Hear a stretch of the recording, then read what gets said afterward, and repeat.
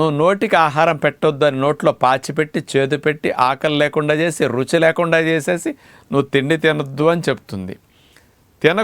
తిరగకుండా విశ్రాంతినిచ్చి నీళ్లు తాగుతూ తేనీళ్ళు తాగుతూ పొట్టకు రెస్ట్ ఇస్తే మీ శరీరంలో ఉన్న సూపర్ స్పెషలిస్ట్ డాక్టర్ యొక్క అడ్వైజ్ మీద మీ శరీరమే రంగంలోకి దిగి ఇమ్యూనిటీ 4-5 రెట్లు ఎక్కువ పనిచేసి డబుల్ స్పీడ్లో మీ ఇన్ఫెక్షన్స్ నుంచి మీ శరీరమే రక్షించుకుంటుంది.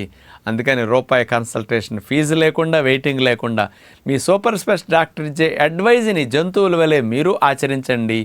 లంకణం పరమౌషధంలాగా మిమ్మల్ని త్వరగా రక్షిస్తుంది.